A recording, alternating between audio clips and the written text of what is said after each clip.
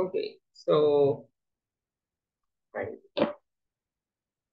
guys. So our topic for uh this module is the battery switches and capacitors. So unahin natin syempre yung battery. So I know everyone knows what a battery looks like. So batteries are a collection of one or more cells whose chemical reaction create a flow of electrons in a circuit. So, lahat ng mga batteries ay gawa sa three basic components, which is the anode side and the cathode side. So, remember nyo sa mga nasabi ko before, na si anode siya yung the negative side and then si cathode siya yung positive side. And meron siyang electrolyte. So, yung electrolyte na yun is a substance that chemically reacts with the anode and the cathode. So, yun yung three basic components ng isang battery. Siyempre, uh, not all batteries are reusable. So, batteries must be thrown away after use or tinatawag silang primary batteries. And then, lahat ng mga nare-recharge na battery are tinatawag na secondary batteries. So, when the anode and cathode of the battery is connected to a circuit, nagkakaroon ng chemical reaction between the anode and electrolyte. So this reaction causes electrons to flow through the circuit and back into the cathode where another chemical reaction takes place. When the material in the cathode or anode is consumed or no longer able to be used, so the battery is unable to produce electricity. And at some point, ulitin natin na yung material in the cathode or anode is consumed. So, hindi na siya magkakaroon ng reaction and hindi na magkakaproduce ng electricity. So, tinatawag namin siyang dead. So, the battery is dead. So, sa nakikita niyo sa image, yan na isang example ng lithium polymer batteries and sila yung nare-recharge. So, the invention of the modern battery is often attributed to Alessandro Volta. So, it actually started with surprising accident involving a dissection spacecraft. So, yun din, no? Makikita dito na iba't iba na yung mga itsura ng battery and the sizes and their chemistry. So, a quick history about the battery. So, historically, the word battery was used to describe a series of similar objects grouped together to perform a function, as in a battery of artillery. So, in year 1749, si Benjamin Franklin first used the term to describe a series of capacitors he had linked together for his electricity experiment. And term would be used for electrochemical cells linked together for the purpose of providing electrical power. Then after that, okay, in 1859, si Gaston Plante created a battery using two rolled sheets of lead submerged in sulfuric acid. So by reversing the electrical current to the battery, the chemistry would return to its original state and creating the first rechargeable battery. So, meron naman, yan, tri-cell, until 1800s, the electrolyte and battery was in the liquid state. So this made battery transportation a very careful endeavor, and most batteries were never intended to be moved once attached to the circuit. In 1866, si George Leclanche created battery using a zinc anode, a manganese dioxide cathode, and a ammonium chloride solution for the electrolyte. So while the electrolyte in the Like launch cell was still a liquid, the battery chemistry proved to be an important step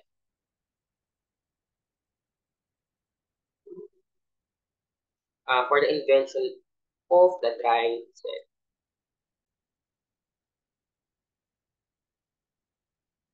So, si Carl Gassner figured out how to create an electrolyte based out of ammonium chloride and plaster of Paris.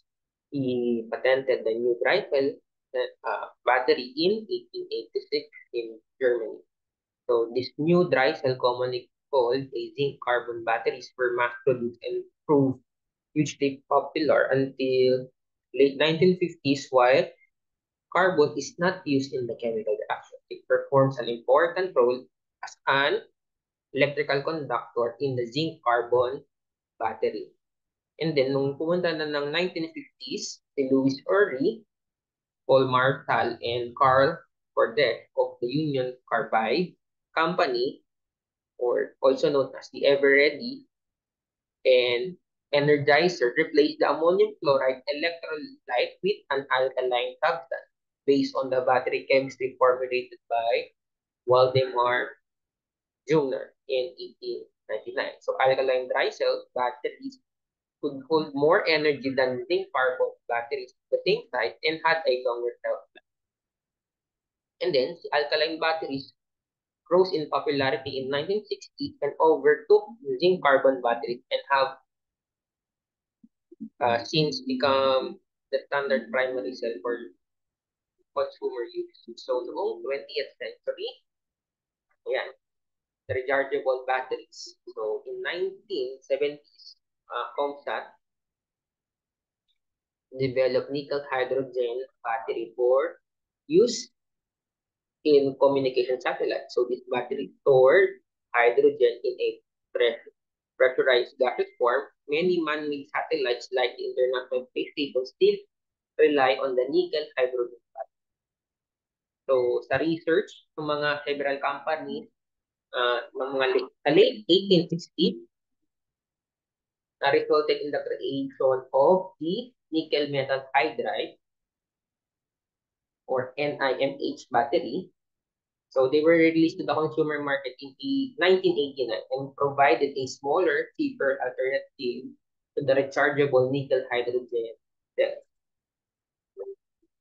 So Asahi Chemical of Japan built the first lithium ion battery, which is yung mga nakikita nyo nowadays, mga lithium ions, yung katulad sa mga charger, yan, mga lithium ion. Yung mga na-manufacture ngayon, madalas silang lithium ion. So, in 1985, Sony created the first commercial lithium-ion battery in 1991. The late 1990s, soft flexible casing was created for lithium-ion batteries in a price to the lithium polymer or LiPo battery. And syempre, iba't-iba na yung mga nagmamanufacture ng batteries, inventions, and naging obsolete na yung batteries. So when it comes to component, just like I said before, components batteries are made up of three basic components: the anode, a cathode, and an electrolyte. Meron tayong separator. It's often used to prevent an anode and cathode from touching. So if the electrolyte is not sufficient. So in order to store these components, batteries usually have some kind of casing. Yun na, ulitin natin, no? So, alam niyo naman, pag nag-dikit yung positive and negative, nagpo-produce ng heat. Kaya kailangan din ng separator mismo dun sa may battery. So, ulitin natin din, both the anode and cathodes are types of electrodes. So, electrodes are conductor through which electrically enter or leave the component. That's why, if you tried, example, meron kayong battery then wire, okay? And then, pagdikitin nyo yung positive and negative, umiinit yung mismong wire, yun. Kasi nagpo-produce na ng electricity. So here, sa anode side, okay, ulitin natin, sa anode side ay negative. So electron flows out from the anode in the device connected to the circuit. So this means that conventional current flows into an anode. In a battery, chemical reaction between the anode and electrolyte causes a build-up of electrons in the anode. So these electrons want to move to the cathode but cannot pass through the electrolyte or the separator. And then, dito tayo sa may cathode, electron flows into the cathode in a device connected to the circuit. So this means that conventional current flows out from a cathode.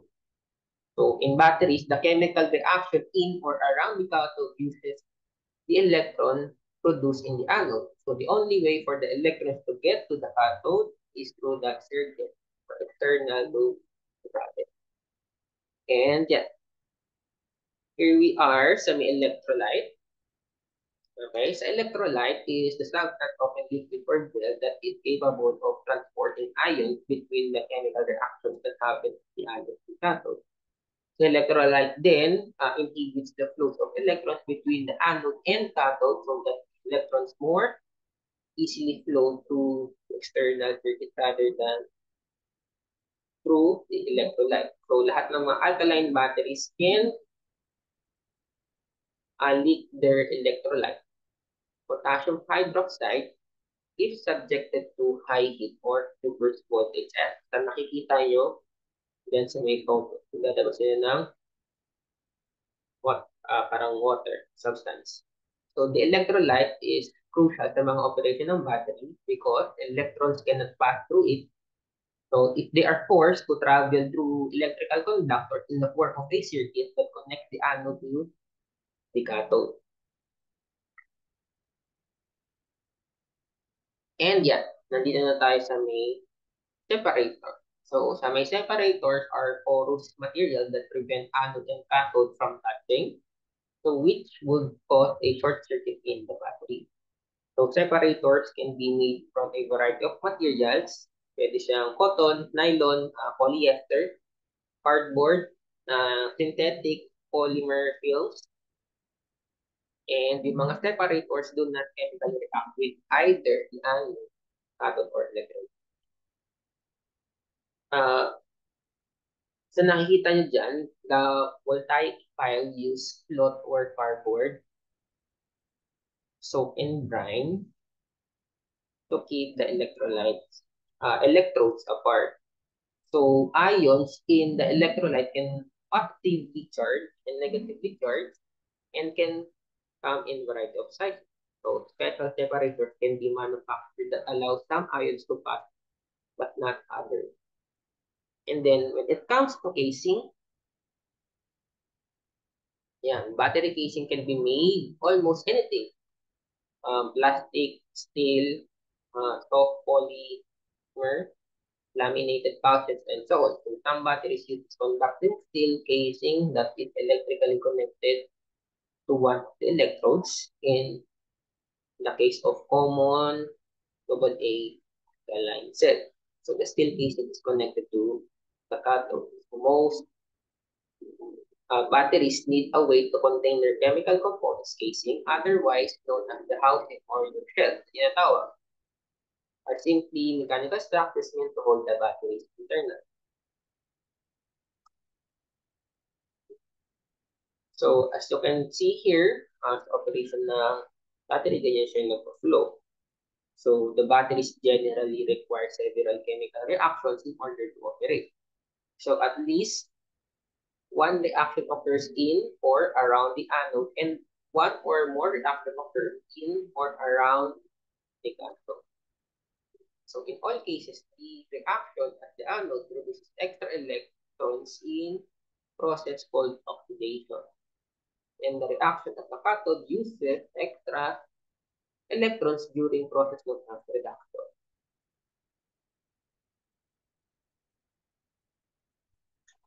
Yan. And then, kung makikita nyo naman, pag sinarado mo naman yung switch, the circuit is complete and electron can flow from anode to the cathode. So, baka malito kayo sa sinabi kong dapat sarado. So, dapat pag sinabing sarado ko is means naka-connected na. Okay? Like ito yung switch. And so, dapat connected. So, when it's connected, then the electrons can flow from the anode to the cathode. So, these electrons enable the chemical reactions of the anode and cathode. So, in the essence, we are separating a certain kind of chemical reaction, so a reduction oxidation reaction or redox reaction, into two separate parts. So, redox reaction occurs when electrons are transferred between chemicals. So, we can harness the movement of electrons in this reaction to flow outside the battery to power our circuit. So, pag anode oxidation, this first part of the redox reaction, oxidation occurs between the anode and electrolyte and it produces electrons.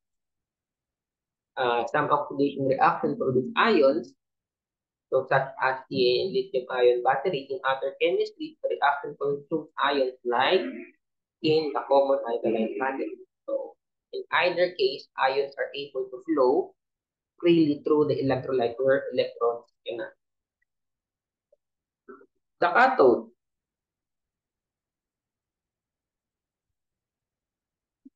So, cathode reduction, the other half of the redox reaction, or reduction occurs in or near the cathode. So electrons produced by the oxidation reaction are consumed during the reduction. So in some cases, like lithium-ion batteries, positively charged, lithium ions produced during the oxidation reaction are consumed during reduction. So in other cases, like alkaline batteries, negatively charged ions are produced during reduction. So, pag pinag-usapan naman natin is electron flow, okay? So, in most batteries, some or all of the chemical reactions can occur even when the battery is not connected to a circuit. So, these reactions can impact a battery's shelf life. For the most important part, for the most part, the reaction will only occur at full force when an electrically conductive circuit is completed between the anode and cathode. So the less resistance between the anode and cathode, the more electrons are allowed to flow, and the quicker the chemical reaction occurs. So kung nakita niyo dito sa image, creating a short circuit in a battery can be dangerous. So lithium-ion batteries are known to overheat and even smoke or catch fire in the presence of short circuit. Okay, siyempre nagpo-flow yung electrons dun sa may battery. Kaya pag merong tawag dito, sira, let's say sira na lang, or nagkaroon ng connection yung and cathode sa battery, ay pwede na siyang pumutok or nag-overheat.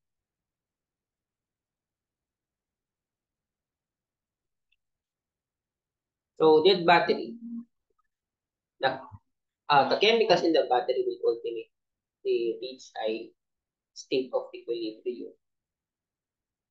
Okay? So, the chemicals will no longer have a tendency to react and na-consider siya as dead. So, yung mga primary cells must be disposed when the battery is dead. And siyempre, yung secondary cells can be recharged and this accomplished by applying reverse electric current through the battery. Recharging occurs when the chemical perform another series of reactions to take them back to their original state. And when it comes to terminology, so people often use a common set of terms when talking about the battery voltages, capacity, current sorting capability, and so on. So, kung nakikita nyo dito, ito yung single cell. So, pag yung 9-volt battery, kung napapansin nyo dito, yan, contains a 6 1.5 volts alkaline cells stacked on top of each other. So, yung isang stack na yun na nakikita nyo is cell. And when we talk about the primary, so yung sinabi natin kanina, primary cells contains chemistry that cannot be reversed. So, once na naubos na yung voltage dun sa primary cell, sa primary battery, so kailangan na siyang itapon. Sa secondary battery, otherwise kung it's rechargeable battery, so pwede siya lang many times. Yeah. Nominal voltage. So the nominal voltage of the battery stated by the manufacturer. So for example, sa mga alkaline AA batteries are listed as having 1.5 volts. So these are details from our this hot. So their tested alkaline batteries are at 1.55 volts and then slowly lose voltage as they are discharged. In this event, or in this example, yung 1.5 volts nominal voltage refers to the maximum of the starting voltage of the battery. So for quadcopter shows the discharge curve for the LiPo cell starting at 4.2 volts and dropping to around 2.8 volts as it discharges. So the nominal voltage listed for most lithium-ion and LiPo cells is 3.7 volts in this case.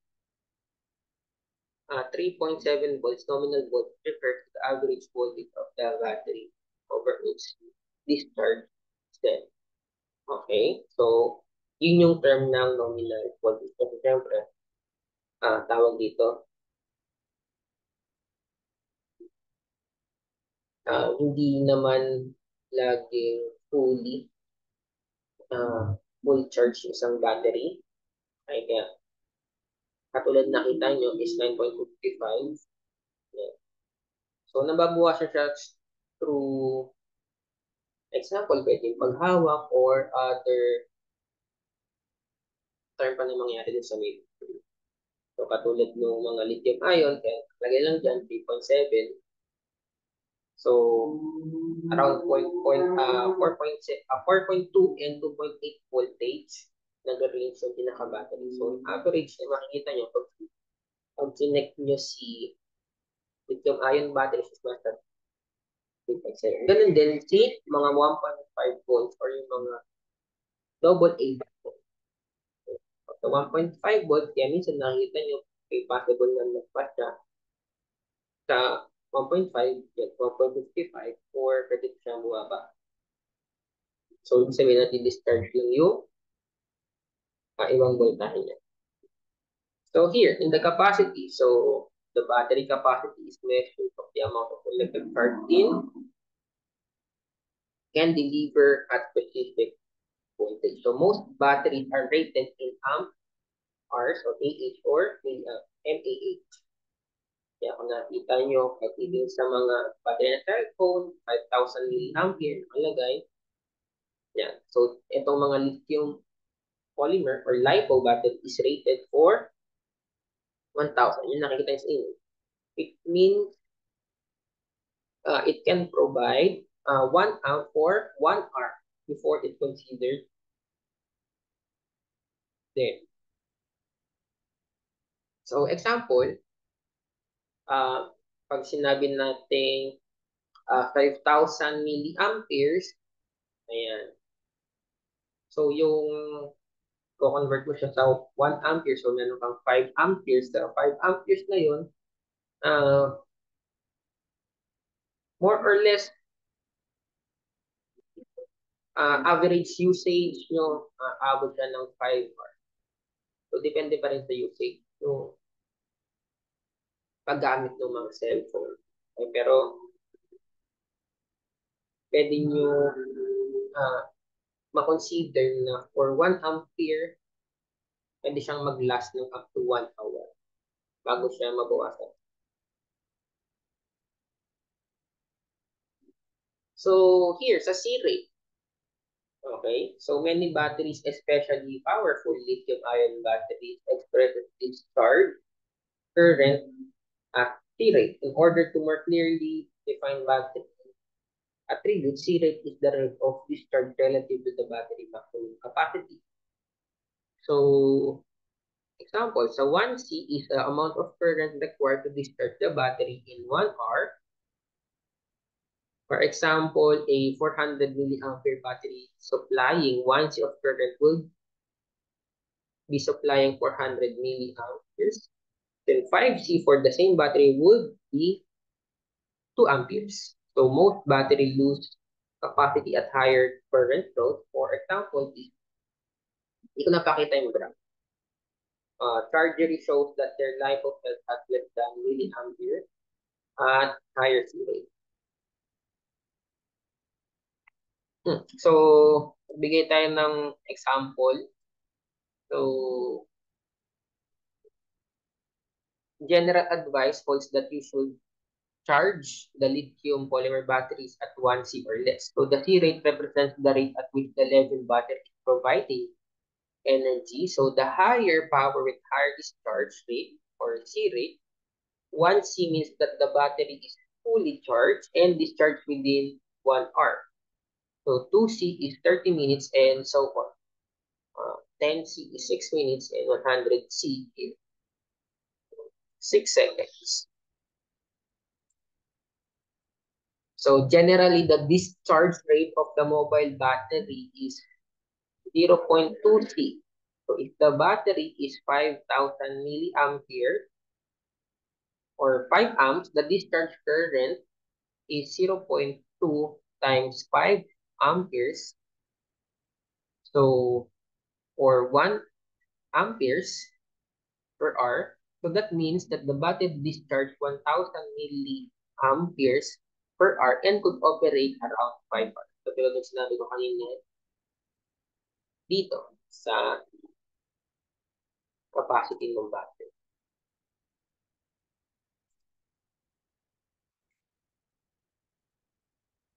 So, sa usage ng battery. Okay, usage. So, some circuits can be powered by single cell, but make sure that the battery can provide enough voltage and current. So, if the voltage is too high or too low for your circuit, you will likely need a DC-DC converter. So, katulad ng example na yan. Okay? From the battery, kino-convert kung mataas yung voltahe or too low to the circuit. Kailangan nyo ng converter. So, in series, yan. In order to increase the voltage between the battery terminals, you can place the cell in series, means stacking the cells end-to-end, connecting the anode of one to the cathode of the next. So by connecting batteries in series, you increase the total voltage. So at the voltage of the cells determine the operating voltage, the capacity stays the same. Kaya kung titignan nyo dito, ayan, ilang meron to? 1, 2, 3, 4. Okay. Siyempre, meron kang 4 na 1.5. So that's equals to 6 volts. So in this example, 4 1.5 volt cells are connected in series. So the voltage across the load is 6 volts, while the total set of batteries have 2,000 milliampere capacity. In most consumer electronics that use alkaline batteries, the batteries are stacked in series. For example, this is a 2 times double A battery holder can trace the nominal voltage to 3 volts for a project. Okay? Wait lang, tingnan natin. So, nagkakaroon, ito yung pang series, yung mga lagayan ng battery. So note, if you are charging lithium ion or LiPo batteries in series, you need to make sure to use special circuitry known as a balancer to ensure the voltage among the cells stay even. So some charges have balancers to allow phase charging. Okay, so maybe at tawag dito, face to face, pakita natin example lang din na yung tawag ng balancer. Siyempre, kailangan mo din mabalance yung pag-flow ng electrons dun sa may battery para hindi naman siya sumabog. Nasusustain lang niya yung kailangan niya din dun mismo na may battery.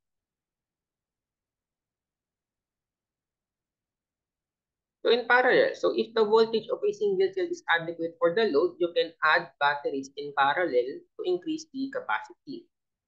Okay, so in short naman, kailangan, para mag-increase yung capacity, kailangan mo i-parallel. So this also means increasing the available current. So be careful when connecting batteries in parallel that all the cells should have the same nominal voltage and same charge level. If there are any voltage difference, pwede siyang mag-short and pwede siyang mag-overheat. So ito, in series parallel, in this example, the total voltage across the load is 3 volts and the battery's combined capacity is 4,000 milliamps. So in the large battery packs, especially lithium ions, you often see the configuration listed using S or T for the series and parallel. The configuration for the circuit above is 2S, 2P. As practical example, use massive arrays of batteries connected in series and parallel. So if you want to increase the voltage and the capacity, you can combine series and parallel batteries to make sure that the voltage is same for the batteries in parallel. So as a short circuit and occur. So dapat same lang din sila kung 1.5 volts and 2,000 milliamperes. Same para hindi siya possible na mag-short circuit.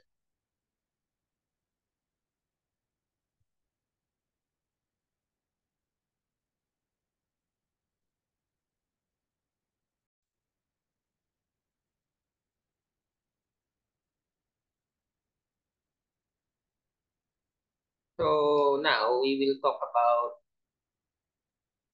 switches. Okay? So there are so many varieties of switches. Katulad sa ng mga nakikita niyo, iba't ibang classes. Siyempre, iba't iba din ng applications on how to use it. And switches don't require any fancy equations to evaluate. So all they do is select between an open circuit and short circuit. A switch is common, which controls the openness or closedness of the electric circuit. So inaalaw nila yung uh, control over the current flow in a circuit without having to actually get in there and manually cut or splice the wire. Switches are the critical components in the circuit which require user interaction or control.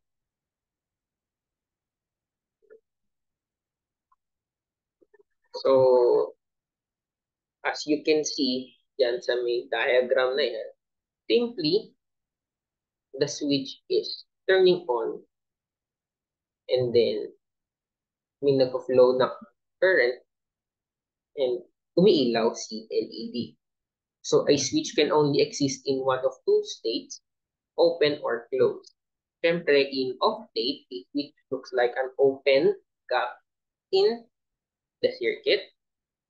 So this in effect looks like an open circuit preventing current from flowing. In the on state, which acts just like a piece of perfectly conducting wire, so this closes the circuit, turning the system on and allowing current flow embedded through the rest of the system.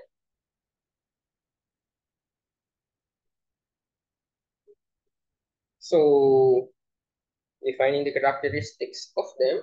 In order to change from one state to another, a switch must be actuated. So, meron tayong tinatawag na actuation method. So, some sort of physical action must be performed to flip the switch state. So, actuation method of the switch is one of the more defining characteristics. So, switch actuation can come from pushing, katulad yung nakita nyo dito. Yan, pushing, sliding, sliding, then rocker,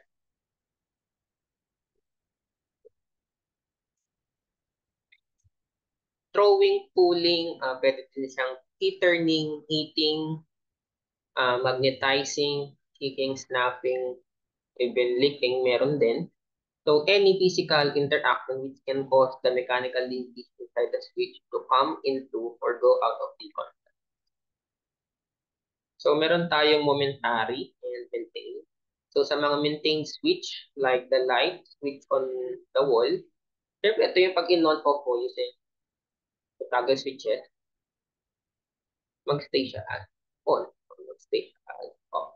When it comes to momentary, switch only remains active as long they are actuated or yun yung pwedeng naka-press. So if they are not being actuated, they remain in their off state. You probably get momentary switch right in front of you, katulad ng mga keys sa keyboard. Which din yan, mga nasa keyboard. And then, ito yung mga meron tayong tawag na mounting style. So, as with most components, the termination of the style of switch always comes down either the surface mounted or SMD or PTH, push through hole. The through hole switch are usually larger in size. Some might be designed to fit in the breadboard for easy prototyping. So, nakikita nyo sa image and the example ng tactile buttons are through hole, fit perfectly in a breadboard. The surface mounted, which are similar in the PTH counterparts, they sit flat on the top of the PCB. So SMD switches usually require a gentle touch, so they are not built to sustain as much switching force as the through-hole.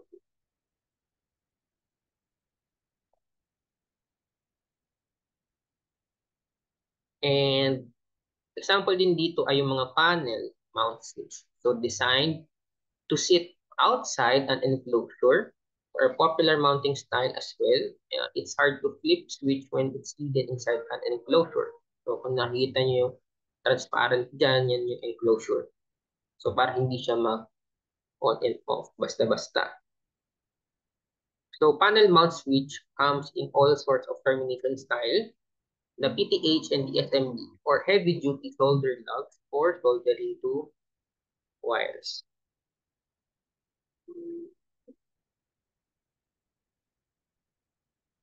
So here's pulse, throws, and open and close.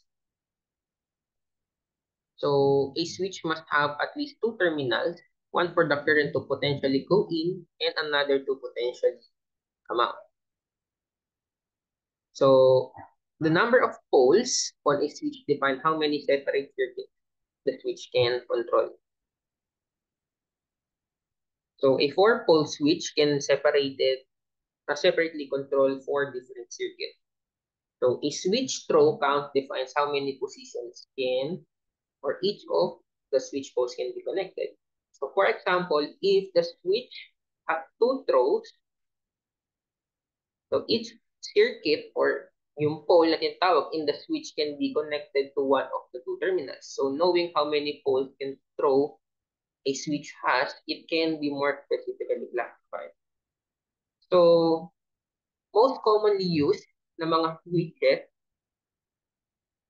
na ginagamit ay yung single pole, single throw, single pole, double throw, then double pole, and double throw. So, abbreviated siya as SPST, SPDT, and DPDT.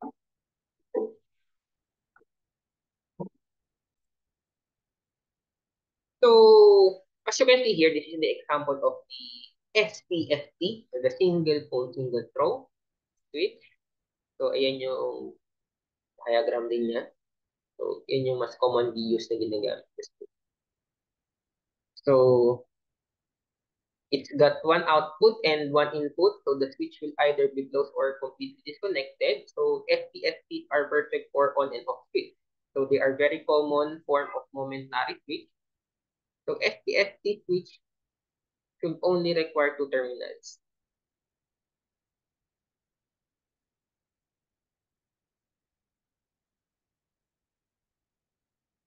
Idagdag ko na din. Okay, ayan. The circuit symbol for SPST switch is the off position and a true pole. So, right angle, maintained SPST rocker switch.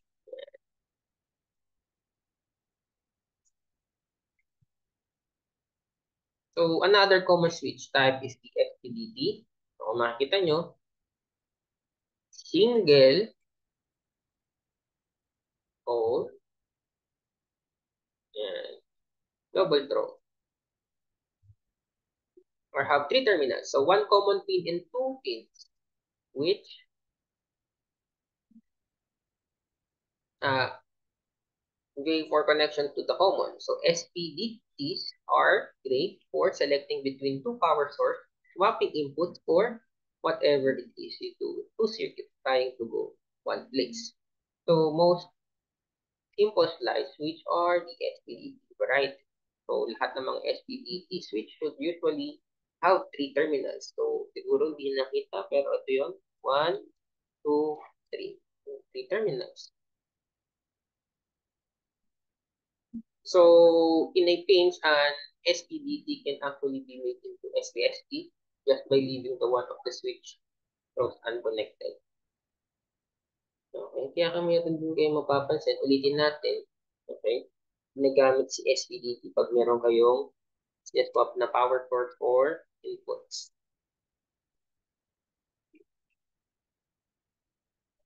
So, DP-DT, adding another pole to the SP creates a double pole, double throw. So, this is double pole and double throw.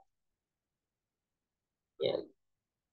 Basically, SPDT switches can control two separate switches but are always switched together by a single actuator. So, DP-DT should have 6 terminals.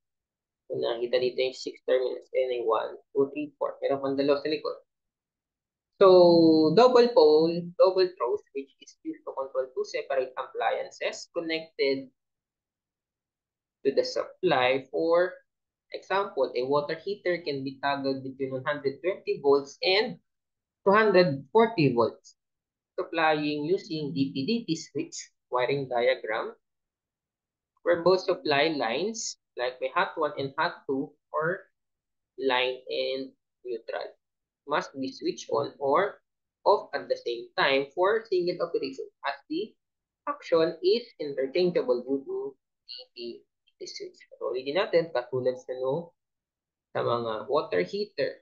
Kaya minsan bigla-bigla din umiinit yung water. So, imbis na meron kang switch na pampakontrol ng painit ng tubig, meron sila different na supply ng kuryente. Isa, 120, tapos isa, 140. Kaya pwede siyang uminit, tapos mas uminit, or pwede din siyang makontrol sa neutral.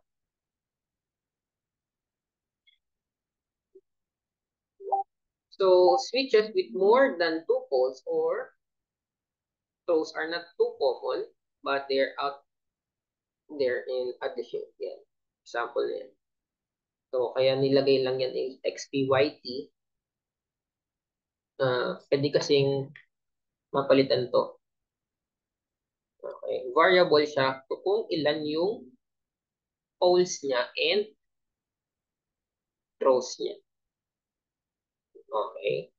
Ulit natin, yung poles, yung nandito, and then yung throw is yung dito sa kabila.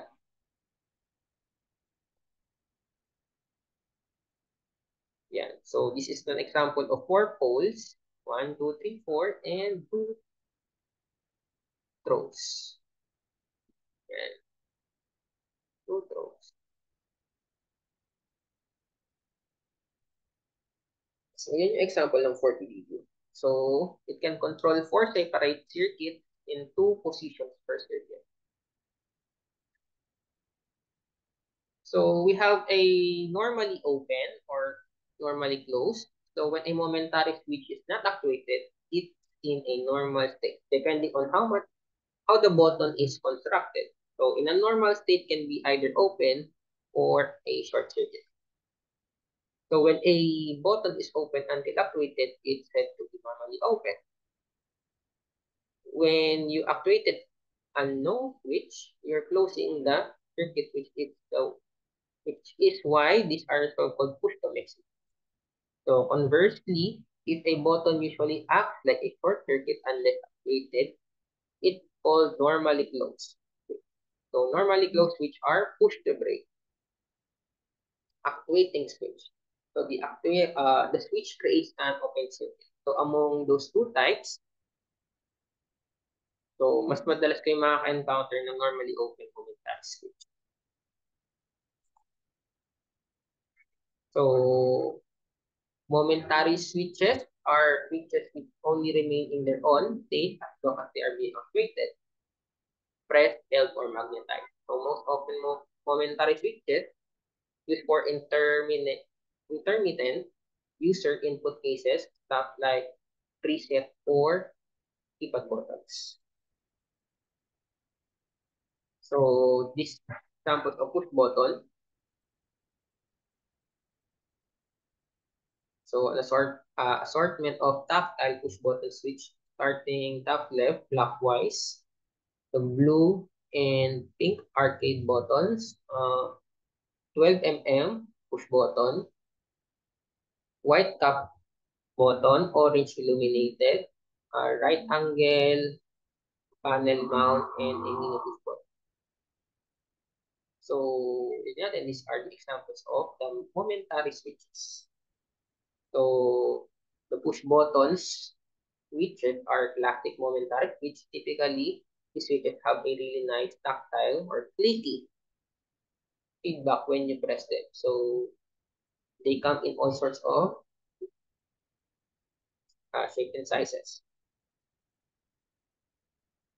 So they might be terminated as a through hole, surface mount, or even a panel mount. So meron tayong button matrices. So large arrays of momentary buttons like your keyboard or even smaller groupings like a keypad usually arrange all of their switches into a big matrix. So this is a button matrix as well. So every button on the pad is assigned a row and column. So this requires some extra button press processing on the microcontroller end, but frees up a big chunk of 1 0 pins or IO pins.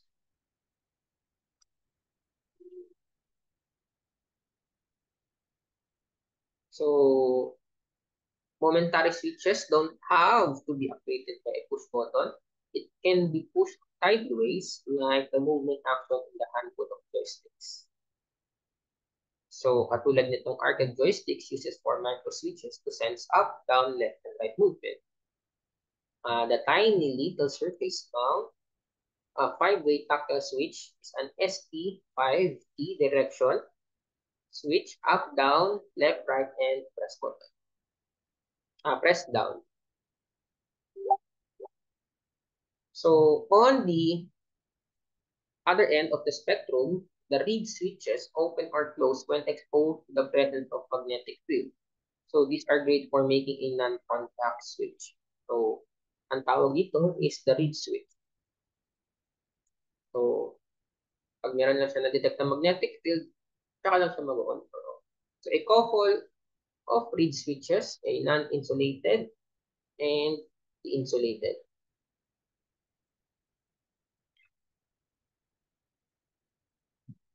And these are the examples of the maintained switches. So maintain switches retains its state until it's activated into a new one. So katulad ng mga nakikita nyo sa mga wall nyo, for example, of a maintain switch, sila yung katulad ng mga sa ilaw, ko, kahit saan.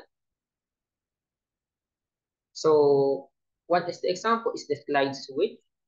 So, pinaka-basic, no frills, on-off or selector switch. Slide switch might be for you. So, this switch have a tiny little knob which produces from the switch and it slides across the body into one, two, or more positions. So, you usually find the slide switch in SPDT or DPDT configurations. So, the common terminal is usually in the middle and the two selected positions are on the outside. So we have also the toggle switch.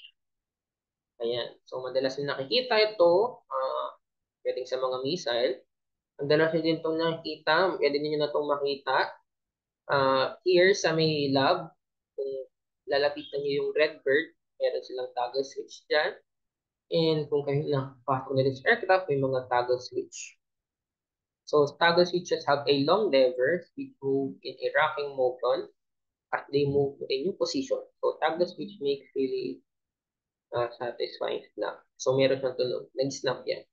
And kung nakita nyo yung red, yan yung nagko-cover para hindi din for safety purposes na hindi ma-on yung toggle switch. So toggle switch are commonly SP, ST, or SPDT.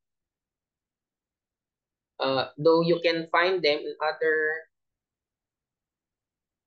flavors as well, you can find them in the true hole surface mount or probably most commonly in the panel mountable.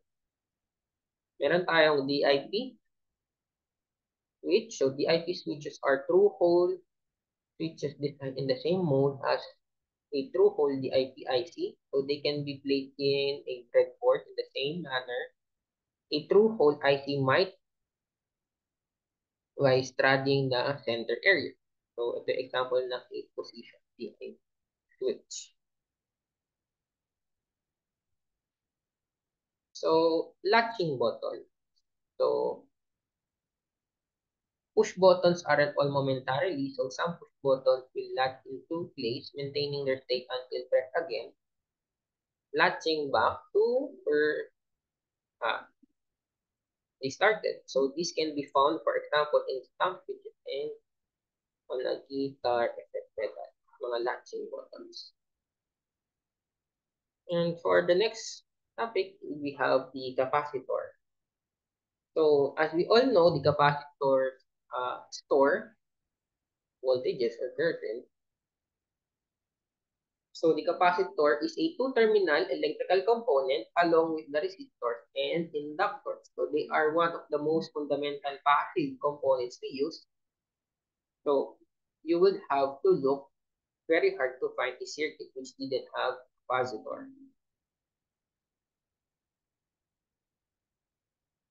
So what makes capacitors special is their ability to store energy, like what I said. So they are like a fully charged electric battery. And the common application includes local energy storage, voltage spike suppression, and complex signal filtering.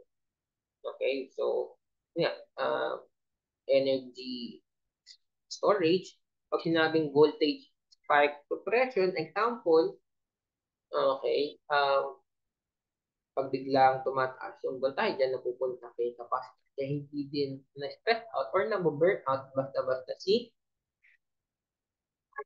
isang circuit. So here, the symbol and units. So these are the common ways to draw the capacitor in the schematic.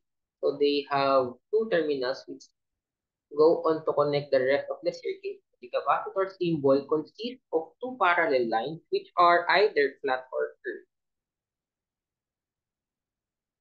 So the number 1 and 2, nakikita nyo dyan, are capacitors or the standard capacitor circuit symbols. And the number 3 is an example of capacitor symbols in action in a voltage regulator circuit pag pinagsama na.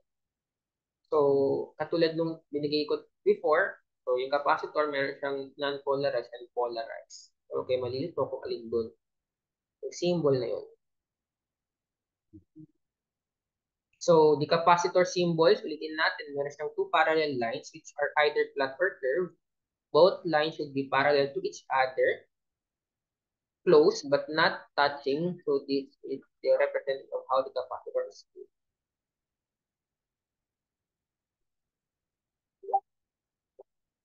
So, ulitin natin. Okay.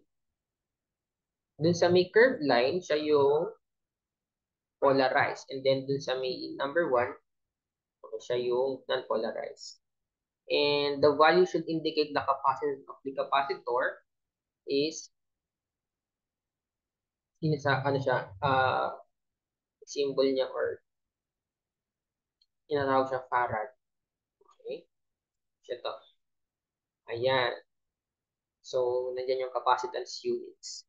So, it turns out that the farad is a lot capacitance, so even a 0.01 farad or 1 millifarad or 1 mm is a big capacitor. Usually, you'll see the capacitor in a pico or a microfarad range.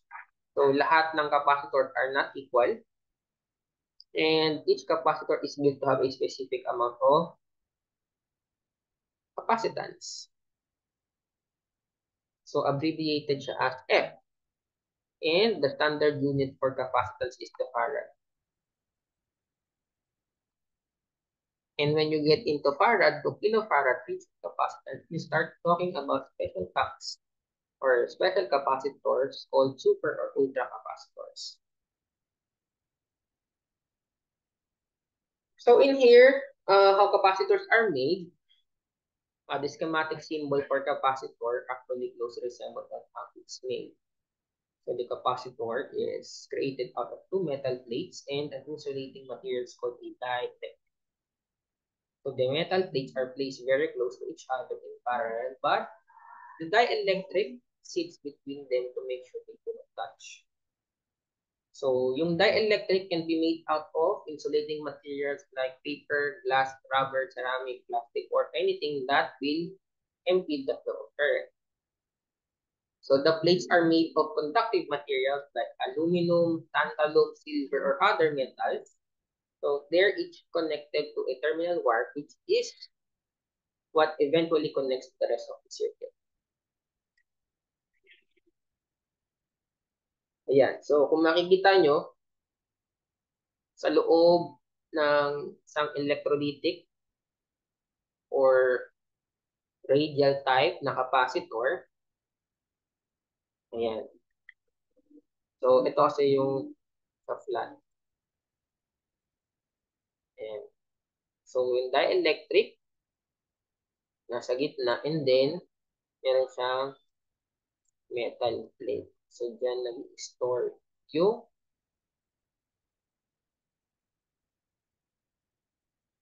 current. And these are the examples. Electrolytic, tantalum, electrolytic na axial. Ayan. Sa pang tantalum, SMT and SMT.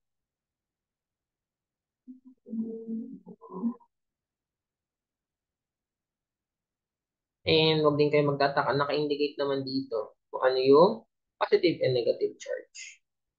Kung nasa axial, meron na naka-indicate. And then, kung sa mga ganitong part magkakadikit, yung longer, syempre sa yung cathode. And then, the shorter is the anode. So, the capacitance of the capacitor, how many farad is that depend on how it's constructed. So, more capacitance require a larger capacitor. So, the plates with more overlapping surface are provide more capacitance. Kung nakikita nyo kanina, sa may part ng dielectric, okay? If mas madami siyang plates, overlapping places, mas mataas yung capacitance niya. So the materials of the dielectric even has effect on how many parts a capacitor has. How capacitor works? So electric current is the flow of the electric charge, so which is what electrical components harness to light up or steam or flow. So when a current flows into a capacitor, yan, the charges get stuck on the plates because they can't get past the insulating the electric.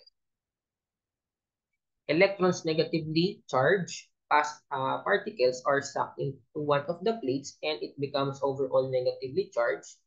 So the large mass of the negative charge on the one plate pushes away like it charges on the other plate, making it positively charged. So the positive and negative charges on each of these plates attract each other because that's the opposite charges do. But if the dielectric sitting between them, as much as they want to come together, the charges will forever be stuck on the plate. So the stationary charges on this plate creates an electric field which influences electrical potential energy and voltage. So when charges group together on a capacitor like this, the capacitor is storing electric energy just as a battery might store chemical.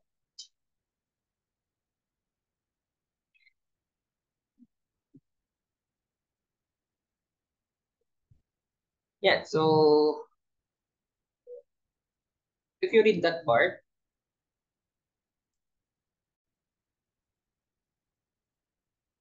so when the positive and negative charge coalesce on the capacitor plates, the capacitor becomes charged.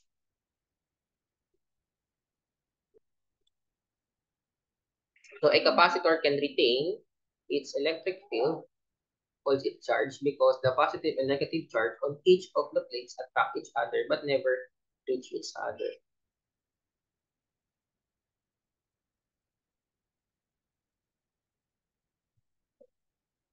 So the types of capacitor, there are all sorts of capacitor types out there which have certain features and drawbacks which make it better for some application than others.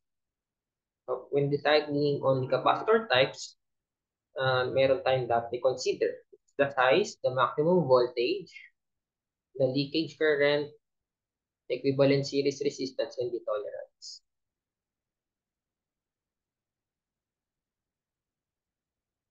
So the most commonly used and produced capacitors out there is the ceramic capacitors. So the name comes from the material which their dielectric is made. So yeah, yung gamit nila is ceramic.